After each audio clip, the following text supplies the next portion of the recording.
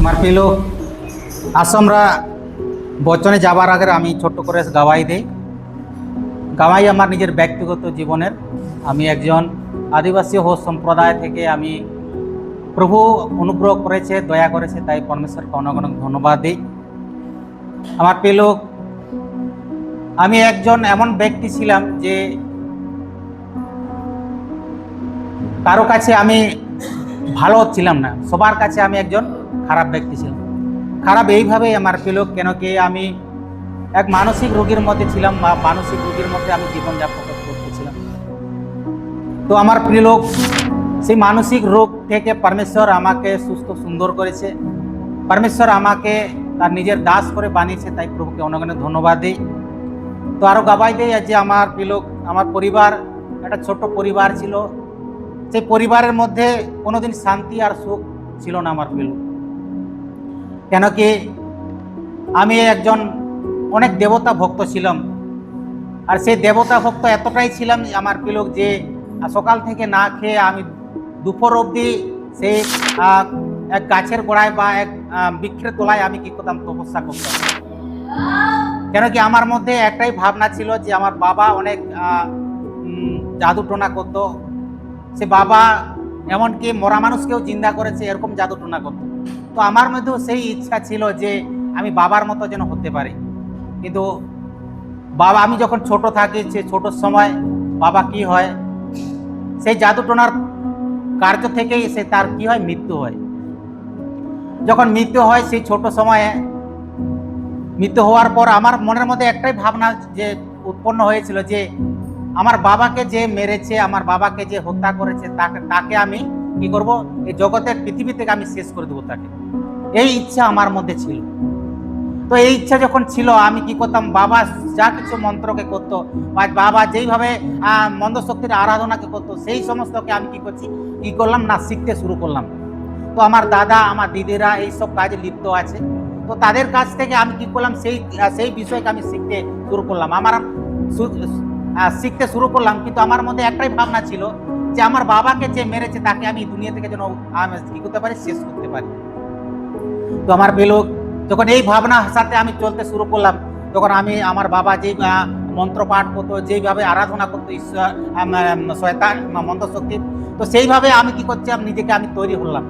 তো তাতেও আমি সন্তুষ্ট হলাম না। আমি কি করলাম, অনলাইন থেকে অনেক বড় বড় বইকে আমি কি করলাম, অর্ডার করলাম। আমি পাঞ্জিকে দেখে অনেক বড় বড় বইকে অর্ডার করলাম, যার মূল্য 700, 800, 900 এরকম মূল্যের বইকে আমি কি করলাম, নিজে ক্রয় করলাম অনলাইনে। ক্রয় করার পর সেগুলোকে আমি পড়তে শুরু করলাম।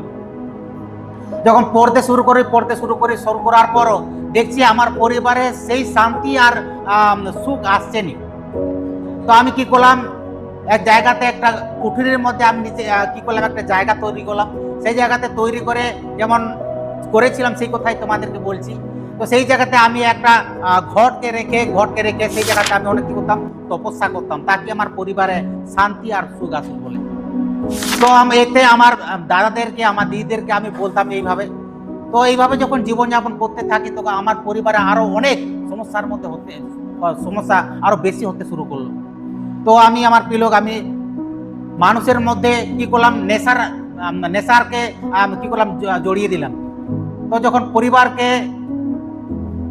পরিবারকে মেনটেন্স করতে পারছি না, সংসারকে মেনটেন্স করতে পারছি না, তখন আমি কি করলাম না, একটা নেশার ব্যবসাকে শুরু করলাম। তো নেশার ব্যবসাকে যখন শুরু করি, প্রথম ভালো হলো। ভালো হওয়ার পর যখন দিনের পর দিন বাড়তে থাকতে আমার প্রিয়, সেই সময় কি হলো, নেশার মধ্যে একটা ধস নামতে শুরু করলো। তো সেই নেশার মধ্যে অনেক যে নেশা তৈরি করা হয়, সেই সমস্ত সরঞ্জাম কি হলো না, সব নষ্ট হতে শুরু হলো। যখন নষ্ট হতে শুরু করলো, তখন আমি অনেক বুলিনের কাছে গেছি, আমি একজন বুলিন হয়ে, আমি একজন ওঝা হয়ে, আমি একজন ওঝার কাছে গেছি, অনেক বড় বড় তান্ত্রিকের কাছে গেছি, নাকি আমার পরিবারে যে সংসার চালানোর জন্য যে মন্দ জিনিসকে উৎপাদন করছি, সেটাকে যেন সঠিকভাবে ব্যবহার করতে পারি, সেটাকে যেন সঠিকভাবে চালাতে পারি, সেই জন্য আমি কি করলাম, বড় বড় তান্ত্রিক আর তান্ত্রিকদের কাছে, বড় বড় বৈষ্ণবের কাছে আমি গেলাম।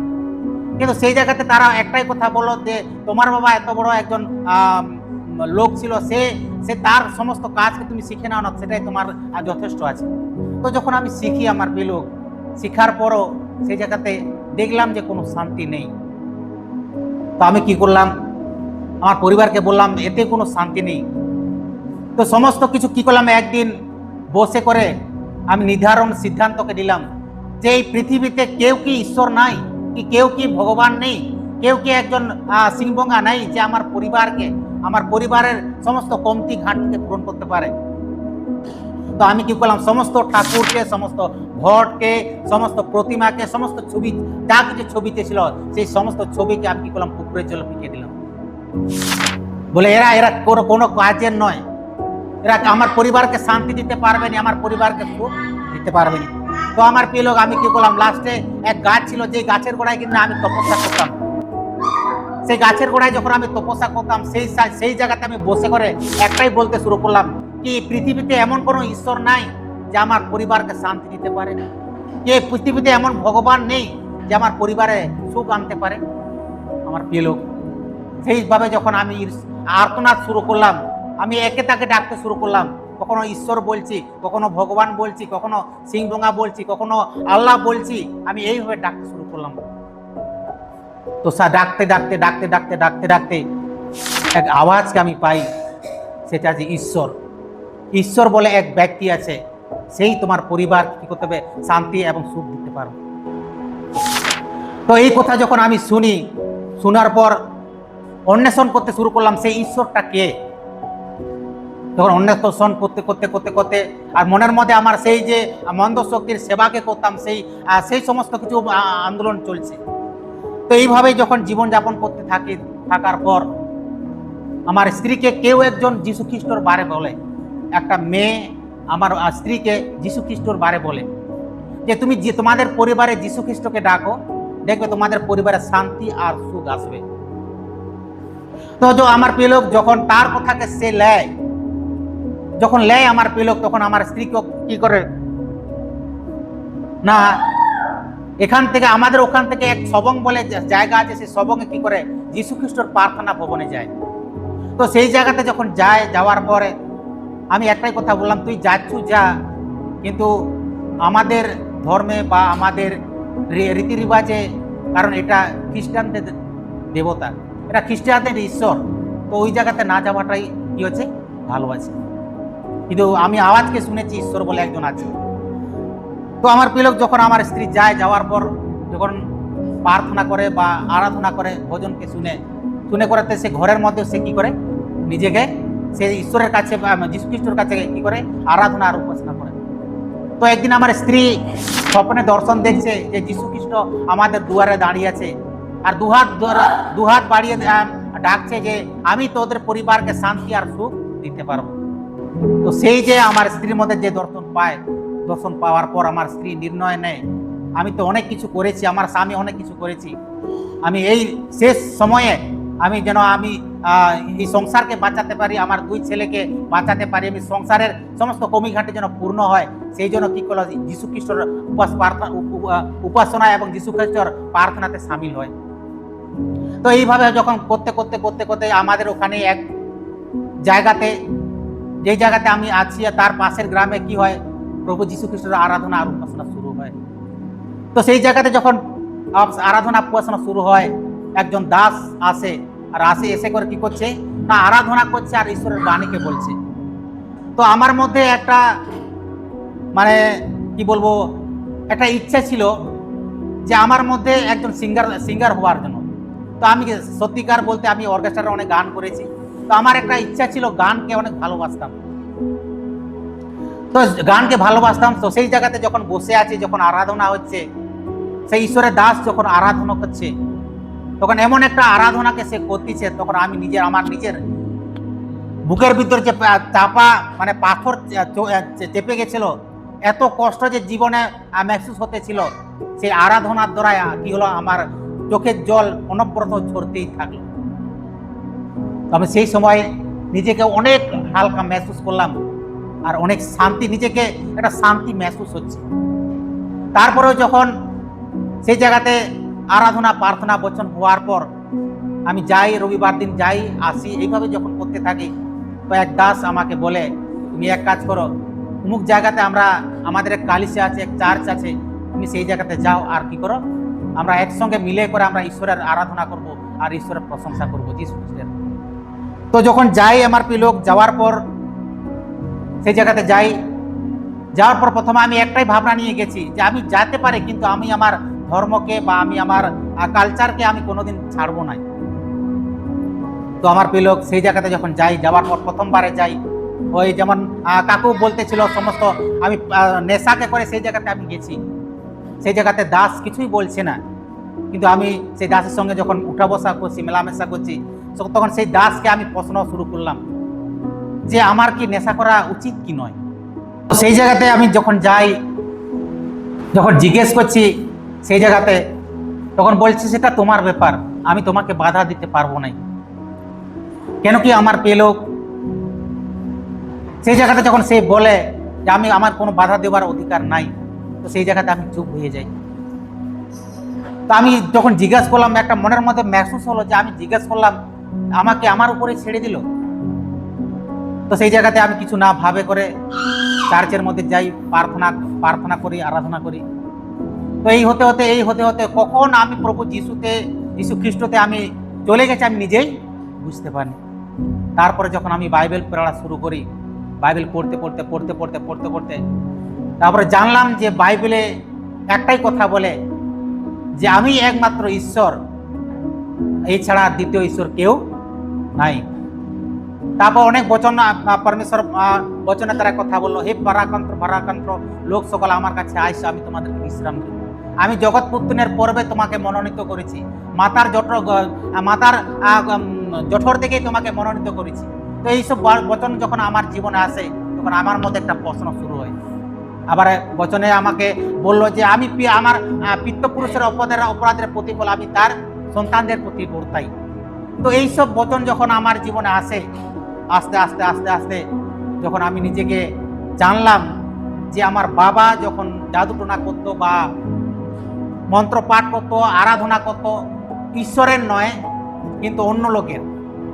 তো সেই সময় আমি নিজেকে বুঝলাম যে আমার বাবার হত্যাকারী কেউ নয়, যে বাবা কিনা যাদেরকে সে সেবা করেছিল সেই হত্যাকারী আসল লোকরাই হচ্ছে তারা। আজকে পৃথিবীতে মানুষকে এইভাবে কবজা করে রেখেছে। তো আমার প্রিয় লোক, যখন জানলাম, আমার মধ্যে একটা আগ্রহতা বেড়ে গেল যে কি করি, সেই মন্দ শক্তিকে তাড়ানোর জন্য কি করলাম, নিজেকে সমর্পিত হলাম। তো আমার প্রিয় লোক, আজকে সেই মন্দ শক্তি জগতের মধ্যে বিরাজমান করছে।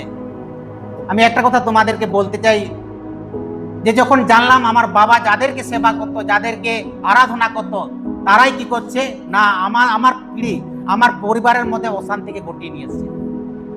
একটাই কারণ, আমার বাবার ভুলের মাসুল আমাদেরকে গুনতে হয়েছে, আমাদেরকে নয় আমাকে গুনতে হয়েছে। আমি পাগল হয়ে গেলাম সেই মন্দ শক্তির প্রভাবে, আমি পাগল হয়ে গেলাম সেই মন্দ শক্তির প্রভাবে। কি হলো, আমার পরিবার ছারকার হলো। সেই মন্দ শক্তির প্রভাবে আমার দুই ছেলে যে পড়াশোনা করতেছিল মধ্যিখানে কেন বিগড়ে গেল, সব তজনজ হয়ে গেল। এমন একটা জায়গায় পড়ে গেলাম আমরা, যখন আমরা খেতে পেতাম নি, হাঁড়িকে উনানের মধ্যে বস করে দিয়ে চাল কিনতে যাওয়া যেত, যতক্ষণ না চাল কিনে আনা হতো ততক্ষণ ঘোড়ার মধ্যে ভাত হতো নি। সেইভাবে আমার পরিবার ছিল। সেই পরিবার এইভাবে যখন জীবনযাপন করতে থাকে, তারপর যখন যিশুকে জানলাম, জানার পর আস্তে আস্তে আজকে পরমেশ্বর কি করলো, আজকে এই জায়গায় আমাদেরকে দান করালো। সোমার পেলুক, সেই জন্য আমি ছোট্ট গাওয়াই তোমাদের সাথে রাখলাম, কারণ আমি একজন মেন্টাল প্রবলেম ছিলাম, মেন্টাল থেকে পরমেশ্বর আমাকে সুস্থ করেছে। আমার পরিবার অনেক অথল জলে ডুবে যেতে ছিল, সেই পরিবারকে আজকে বাঁচিয়েছে। তাই পরমেশ্বরকে কিভাবে ধন্যবাদ দিব, কিভাবে পরমেশ্বর মহিমা করব আমার জানা নেই, কিন্তু পরমেশ্বরকে এটাই বলি, পরমেশ্বরকে অনেক অনেক অনেক অনেক কোটি কোটি ধন্যবাদ দিও, আমি শেষ করতে পারব। সেই জন্য আমার পেলুক, আজকে পরমেশ্বর একটা কথা আমাকে বলে, আজকে মেন কথা আমার পেলুক, পরমেশ্বর প্রভু যীশু খ্রিস্টর জন্মর উদ্দেশ্যটাই আজকে মানুষ বুঝতে পারেনি। প্রভু যীশু খ্রিস্টের জন্মের মেন উদ্দেশ্যটাই আজকে জগতের মানুষ বা জগতের যারা আছে তার বিষয়টাকে তারা বুঝতে পারছে। এই পৃথিবীতে মানুষ বিবাহ করে কারণ কোনো না কোনো লক্ষ্যকে রেখে, লেকিন জোসেফ আর মরিয়ম যখন বিবাহ করে তাদের লক্ষ্যটা আলাদা ছিল মা। আজকে প্রভু যীশু খ্রিস্টর জন্মানোর মেন উদ্দেশ্যটা আজকে পৃথিবীর মানুষ না জানার কারণে আজকে প্রভু যীশুকে ঈশ্বর কি করছে, যীশুকে নয় স্বয়ং ঈশ্বরকে আজকে মানুষ কি করছে, ঈশ্বরকে কি করছে মানুষ গালাগালি দিচ্ছে, বলে এই খ্রিস্টানদের দেবতা, এই খ্রিস্টানদের ঈশ্বর, এই আদিবাসীদের ঈশ্বর নয়, এই বাঙালিদের ঈশ্বর নয়, এই বিদেশি ঈশ্বর। আচ্ছা সবাই এই পৃথিবীর মানুষ, ভারতবর্ষের মানুষ, পশ্চিমবাংলার মানুষ আজকে এটাই কি করছে, বিরোধ করছে। কিন্তু প্রভু যীশু খ্রিস্টর মেন জন্মানোর মেন উদ্দেশ্যটা কি আজকে কেউ জানেনি, আমিও জানছিলাম না।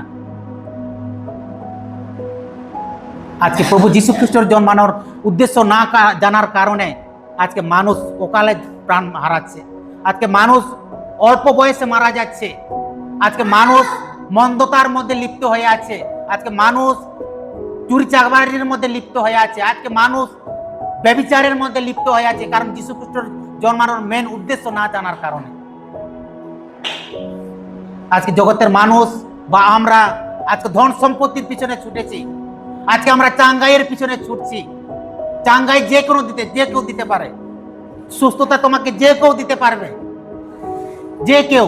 পরমেশ্বরের যতটা ক্ষমতা আর মন্দ শক্তিরও ক্ষমতা ততটা, অসুস্থতাকে তোমাকে সুস্থ করতে পারবে। লেকিন আমার প্রিয় পৃথিবীতে কি স্বর্গে আর পৃথিবীকে না পাতাল মধ্যে কেউ তোমার পাপকে হরণ করার জন্য কেউ তোমার দায়িত্বকে নিতে পারবে না।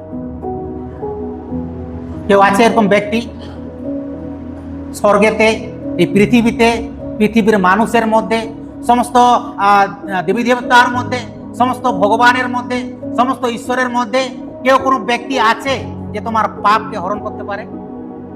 কেউ নাই, কেউ নাই আমার প্রিয়।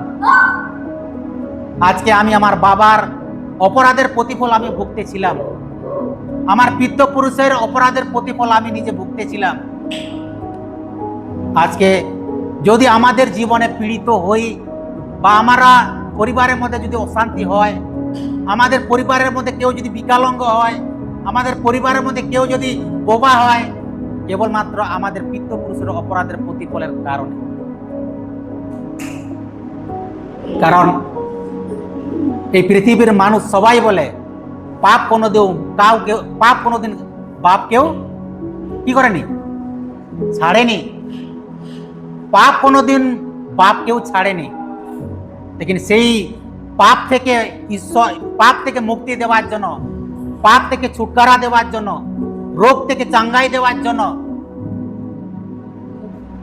অভিশাপ থেকে মুক্ত করার জন্য, জঞ্জির থেকে ছাড়ানোর জন্য আজকে প্রভু যীশু খ্রিস্ট কি করেছে না এই পৃথিবীতে জন্মগ্রহণ করেছে।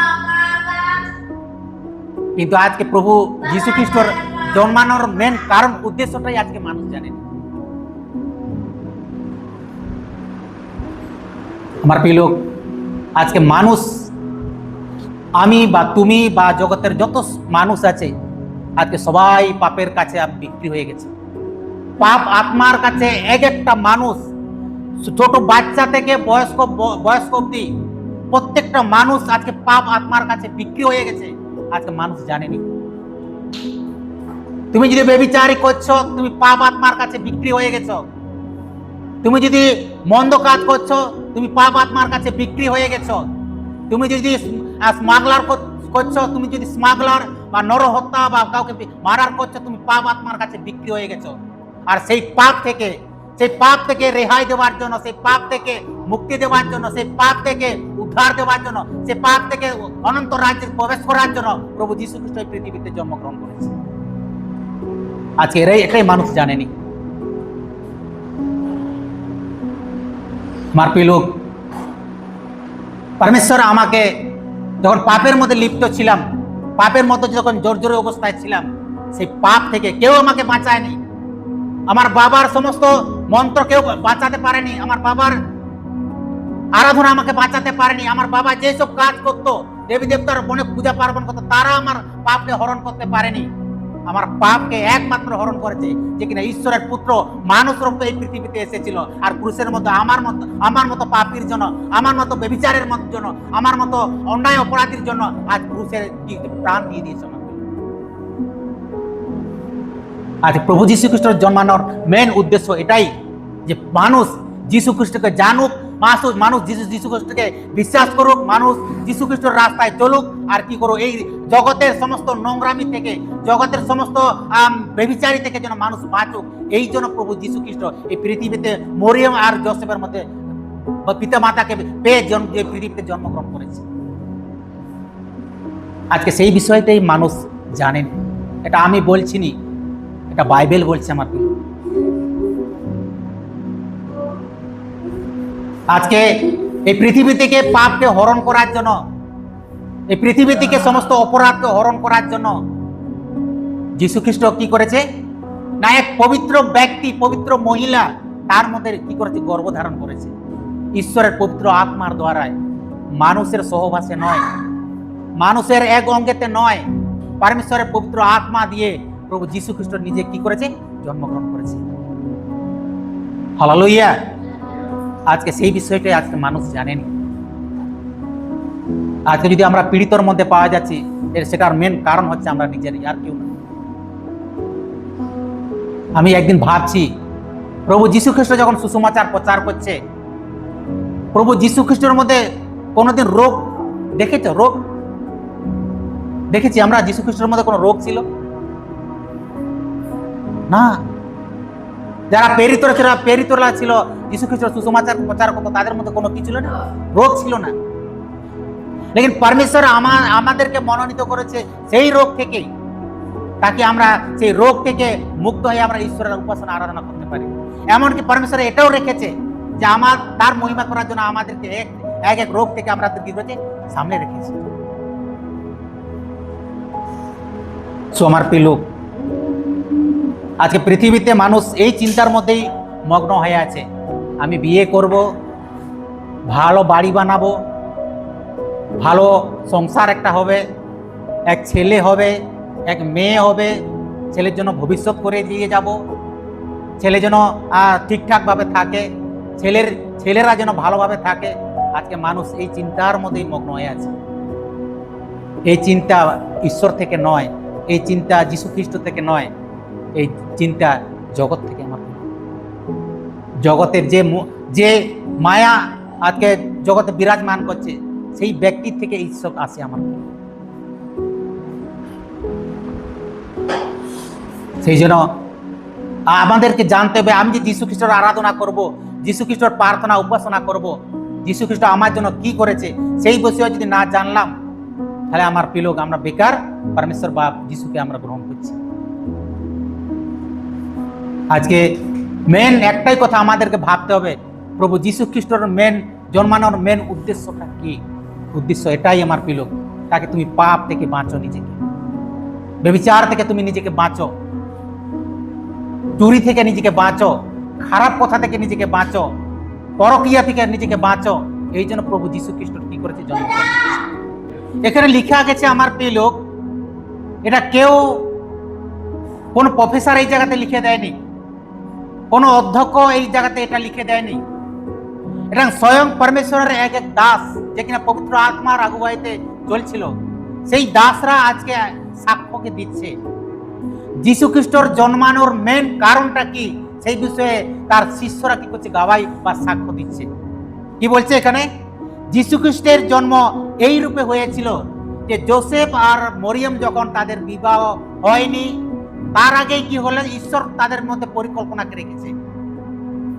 ঈশ্বর আগে থেকেই পরিকল্পনাকে রেখেছে যে এই ব্যক্তির দ্বারাই আমি আমার পুত্রকে তাদের মধ্যে রাখবো। সেটা কিভাবে না, পবিত্র আত্মার দ্বারাই। আর সেই পবিত্র আত্মার দ্বারাই মরিয়মের মধ্যে যিশুর জন্ম হয়।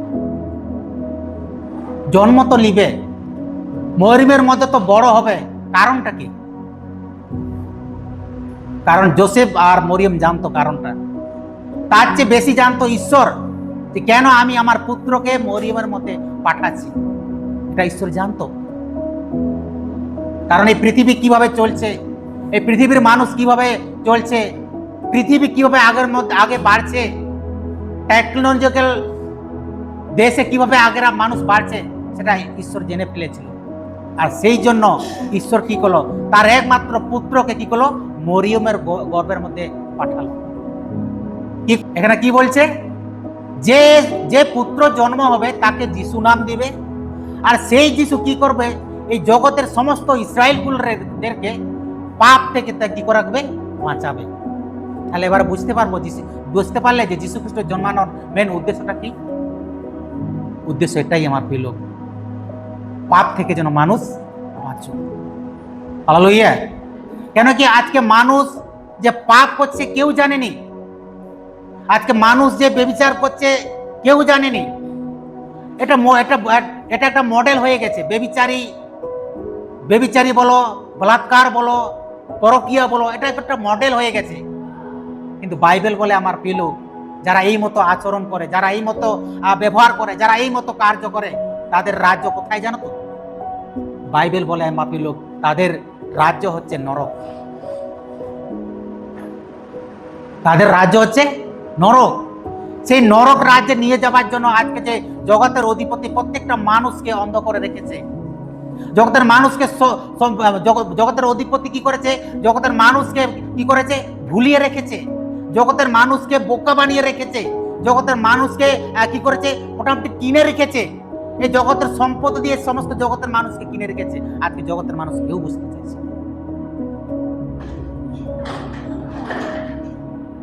তোমার সম্পত্তি তোমাকে দুবেলা খেতে দিতে পারবে। তোমার সম্পত্তি তোমাকে রোগ থেকে বাঁচানোর জন্য কিছু পয়সাকে, অর্থকে ব্যয় দিতে পারবে। তোমার সম্পত্তি তুমি তোমার ছেলের জন্য, মেয়ের জন্য বা তোমার লাতি পুতির জন্য রেখে দিতে পারবে। লেকিন এটা ধ্যান দিয়ে সামনে রাখবে আমার প্রিয়, তোমার পাপকে কেউ হরণ করে নিয়ে যেতে পারবে না। তোমার সম্পত্তি, না তোমার ছেলে, না তোমার মেয়ে, না তোমার স্ত্রী, না তোমার স্বামী, না তোমার বাবা, না তোমার মা, না তোমার ধন সম্পত্তি, না এই জগৎ, না এই পৃথিবী, কেউ তোমার নিজের পাপকে হরণ করতে পারবে না। আর প্রভু যীশু খ্রিস্ট সেই পাপ থেকে বাঁচানোর জন্য, প্রভু যীশু খ্রিস্ট সেই পাপ থেকে উদ্ধার দেওয়ার জন্য, প্রভু যীশু খ্রিস্ট সেই পাপ থেকে মুক্তি দেওয়ার জন্য, অভিশাপ থেকে মুক্তি দেওয়ার জন্য আজকে প্রভু যীশু খ্রিস্ট কি করেছে, এই পৃথিবীর মধ্যে জন্মগ্রহণ করেছে। আর সর্বশক্তিমান তাকে সেই নাম দিয়েছে যে নাম কিনা যিশু। অর্থাৎ আরেক জায়গায় লিখে আছে কি, আমাদের সঙ্গে কি আছে, ঈশ্বর। যিশুর নাম কি, ঈশ্বর, অর্থাৎ ইনমাইনেল। যিশু নামটাই হচ্ছে ঈশ্বর, এটা অন্য কোনো নাম নয়। এই জগতের মানুষ অনেক লোক অনেককে যিশু নাম দিছে, মানে জানে নাই যিশু নামটাই হচ্ছে ঈশ্বরের নাম। আর ঈশ্বর আমাদেরকে পাপ থেকে মুক্তি দেওয়ার জন্য কি করেছে না, মানুষ রূপ ধারণ করে এই পৃথিবীতে এসেছে, তাকে ঈশ্বরকে বিশ্বাস করে, অর্থাৎ প্রভু যীশু খ্রিস্টে যে বিশ্বাস করে সে পাপ থেকে মুক্তি পায়, সাপ থেকে ছুটকারা পায়, অভিশাপ থেকে মুক্তি পায়। আজকে এটাই মানুষ বুঝে উঠতে পারছে। কারণ রোমিও 3:10 কি লেখা আছে দেখো তো।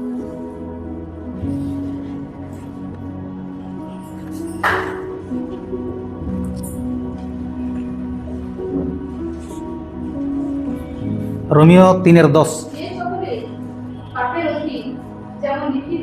হ্যাঁ, ধার্মিক কেহ নাই, একজনও নাই, বুঝে এমন পৃথিবীতে লোক নাই,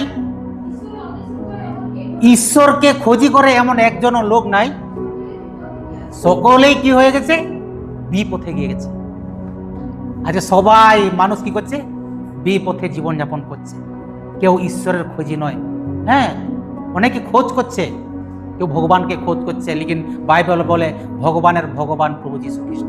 কেউ ঈশ্বরকে খোঁজ করছে, ঈশ্বরকে খুঁজে বেড়াচ্ছে। হ্যাঁ, বাইবেল বলে ঈশ্বরেরও ঈশ্বর প্রভু যীশু খ্রিস্ট। হ্যাঁ, অনেকে বইয়ে কি করে কি বলবো, সদাপ্রভুকে খোঁজ করছে, লেকিন বাইবেলেও লিখে আছে সদাপ্রভু প্রভু যীশু খ্রিস্ট। আজকে একটা মানুষ কেউ বুঝতে পারছে না।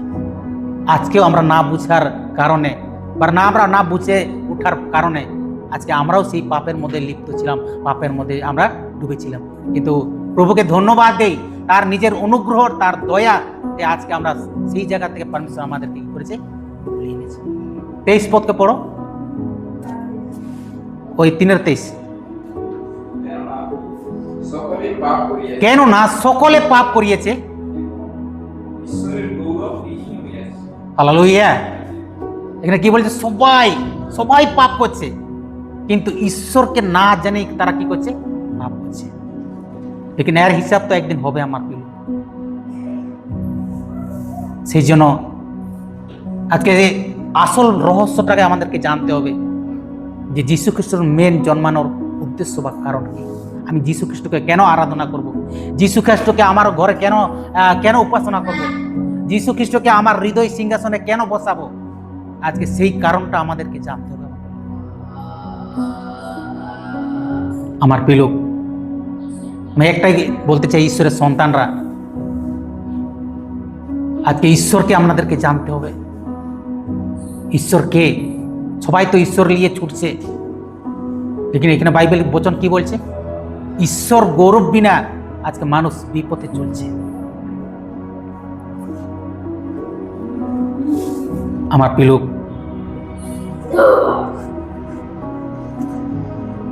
সেই রোমিও 7 অধ্যায় বের করবো, 7:14 পদ।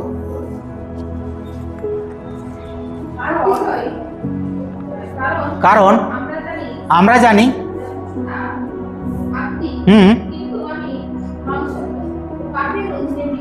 হালেলুয়া। আজকে সবাই শাস্ত্রকে ঘাঁটছে, সবাই।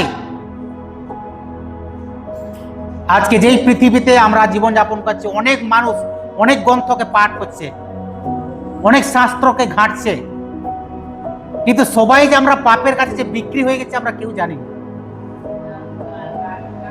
কেন? ব্যবস্থা উত্তম, এই শাস্ত্র অর্থাৎ এই যে শাস্ত্র আমরা পাঠ করছি এটা উত্তম, কিন্তু আমরা কি হয়ে আছি, মাংসময় শরীরের কাছে বিক্রি হয়ে গেছি। অর্থাৎ পাপ আত্মার কাছে আমরা নিজেকে কি হয়ে আছি, বিক্রি হয়ে আছি। এই বিক্রিটা কেউ করেনি, আমরা নিজেকে করিনি তো আমার প্রিয়, কারণ আমাদের পিতৃপুরুষরা আমাদেরকে বিক্রি করে দিয়ে গেছে। বাইবেল বলে আমাদের দাদু, আমাদের ঠাকুমা, আমাদের পিতৃপুরুষ যারা এই পৃথিবীতে থেকে যে অন্যের সেবা করেছিল, সৃষ্টির সেবা করেছিল, সৃষ্টিকর্তা নয়, সেই পাপের প্রতিফল আজকে কি করছে, আজকে মানুষরা আমরা ভোগ করছি। এটা ঈশ্বর থেকে নয়। ঈশ্বর আমাদেরকে অসুস্থ রাখার জন্য পরমেশ্বর আমাদেরকে সৃষ্টি করেনি, লেকিন অসুস্থতা পরমেশ্বর অনেক সময় অসুস্থতা দিয়ে থাকে ঈশ্বরের মহিমা করার জন্য। কিন্তু আজকে যদি আমরা জীবন যাপন করছি, অভিশাপ জীবন যাপন করছি, তো আমাদের পিতৃপুরুষের কারণে। সো আমার প্রিয়, আজকে যীশু খ্রিস্টের বারে আমাদেরকে জানতে হবে, যীশু খ্রিস্ট কে। গলাতীয় 1 অধ্যায়ের 4 পদে লিখা আছে যে ইনি আমাদের পাপ সমূহের জন্য আপনাকে প্রদান করিলেন, যেন আমাদের ঈশ্বর ও পিতার ইচ্ছা অনুসারে আমাদিগকে এই উপস্থিত মন্দ যুগ হইতে উদ্ধার করেন। এবার বুঝতে পারছো যে যীশু খ্রিস্টের জন্মানোর মেন কারণটা কি, ঈশ্বরের ইচ্ছা কি, কি পাপ থেকে মানুষ বাঁচুক, ঈশ্বরের ইচ্ছা এটাই। পাপ থেকে পরিত্রাণ পাক, যিশুর এটাই ইচ্ছা। আর এই জন্যই প্রভু যীশু খ্রিস্ট পৃথিবীতে জন্মগ্রহণ করেছে। আমার প্রিয় লোক, তুমি যদি নিজেকে ভাবছো যে আমার পাপ কে হরণ করতে পারে, আমার অভিশাপ কে কাটাতে পারবে, আমার রোগ থেকে কে মুক্তি দিতে পারবে, আমার অশান্তি জীবন থেকে কে আমাকে শান্তি দিতে পারবে, সেই ব্যক্তি আমার প্রিয় লোক আর কেউ নেই, ঈশ্বরের পুত্র একমাত্র প্রভু যীশু খ্রিস্ট, যাকে কিনা ইম্মানুয়েল নাম রাখা গেছে, যাকে কিনা যীশু নাম রাখা গেছে। সেই ব্যক্তি আমাদেরকে পাপ থেকে, সাপ থেকে, সমস্ত বিমারি থেকে আমাদেরকে ছুটকারা দিতে পারবে। আর সেই জন্য প্রভু যীশু খ্রিস্ট কি করেছে না, এই পৃথিবীতে জন্মগ্রহণ করেছে। আমার প্রিয় লোক, সেই জন্য যীশু খ্রিস্টকে জানো, যীশু খ্রিস্ট কি দিতে পারে। যীশু খ্রিস্ট এও বলেছে যে আমাকে বিশ্বাস করে তাকে আমি অনন্ত জীবন দিব। আজকে মানুষ বেশির বেশি আজকে ছুটকারার জন্য, উদ্ধারের জন্য আবার বেশি ছুটছে, যেন চাঙ্গাই হয়ে যায়, এর জন্য বেশি ছুটছে। लेकिन परमेश्वर की বলছে তুমি পাপ থেকে তোমাকে বাঁচাবো এবং পাপটাকে বাঁচিয়ে আমি অনন্ত রাজ তোমাকে নিয়ে যাব, যেই জায়গাতে আমি নিজে থাকি। যীশু খ্রিস্ট নিজে বলেছে। এটা প্রলোভনের বাক্য নয়, এটা কাউকে মানে সুবিধা দেওয়ার জন্য বচন নয়, কাউকে ভুলে দেওয়ার জন্য বচন নয়, কাউকে আকর্ষণ করার জন্য বচন নয়। এই বচনটা আমার প্রিয় আজকে আমার জন্য, তোমার জন্য, তাকে এই পাপ থেকে আমরা বাঁচি বলে। তাই এই শাস্ত্র কোনো অধ্যাপক, কোনো প্রফেসর লিখে নেই। ঈশ্বরের প্রফেসর যারা ছিল, যারা প্রেরিত ছিল, যারা ঈশ্বরের সুসমাচারকে প্রচার করত, তারা ঈশ্বরের আত্মা দ্বারাই আজকে লিখে দিয়ে গেছে, তাকে এই শাস্ত্রের সাথে আমরা জীবনযাপন করি এবং পাপ থেকে বাঁচি আর অনন্ত রাজ্যে যেন প্রবেশ করতে পারি। এটাই হচ্ছে যীশু খ্রিস্টের ইচ্ছে। সবাইকে জয় যীশু।